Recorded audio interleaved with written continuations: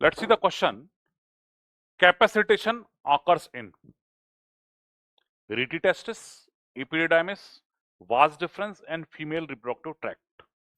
तो बच्चों एक कैपेसिटेशन वर्ड पूछा गया है। कैपेसिटेशन क्या होता है और कहाँ होता है ये पूछा गया है। तो कैपेसिटेशन टर्म जो है बच्चों ये यूज होता है स्पर्म के लिए। जो स्पर्म जब फीमेल जेनिटल ट्रैक्ट में पहुंचते हैं तो उनके अंदर कुछ चेंजेस होते हैं जिसकी वजह से they get the capacity to fertilize ovum. उनमें ओवम को फर्टिलाइज करने की कैपेसिटी आ जाती है। देखो स्पर्म का मैचुरेशन हो चुका है, स्पर्म के पार्ट्स बन चुके हैं। स्पर्मटोजेनेसिस में हम पढ़ते हैं कि भैया उसका हेड होता है, नेक है, मिडिल पीस है, टेल है, स्पर्म मोटाइल होते हैं, ठीक है।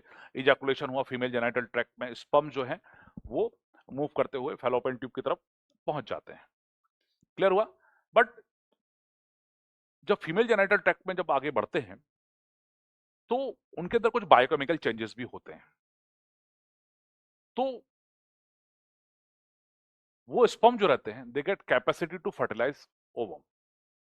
ये जो चेंजेस होते हैं कलेक्टिवली को कैपेसिटेशन टर्म यूज किया जाता है। This is not maturation. Maturation तो उनका हो चुका है मेल जेनिटल सिस्टम में, जब इपिडिडाइमिस वास डिफरेंस वगैरह में रहते हैं स्पर्म्स तो दे गेट फुल्ली मैच्योर्ड, कोई उसमें दिक्कत नहीं है। लेकिन कैपेसिटी टू फर्टिलाइज जो है टर्म, ये कैपेसिटेशन कहलाता है। ये तभी होता है जब ये फीमेल जेनिटल ट्रैक्ट पे पहुंचते हैं। तो उसमें होता क्या क्या है कैपेसिटेशन में? कैपेसिटेशन बना है कैपेसिटी से, they got capacity to fertilize ovum. ये जो स्पर्म रहते हैं, मान लीजिए ये स्पर्म है,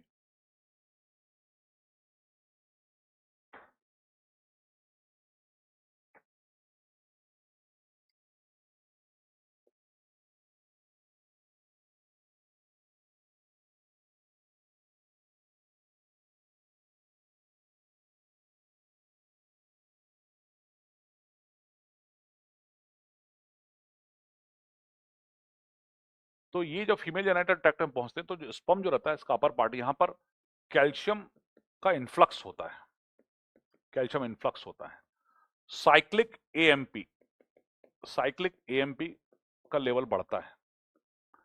बाहर से फीमेल जेनिटल ट्रैक्ट में जब पहुंचेंगे तो वहां से कैल्शियम की एंट्री होगी इसमें, साइक्लिक एएमपी का लेवल बढ़ता है।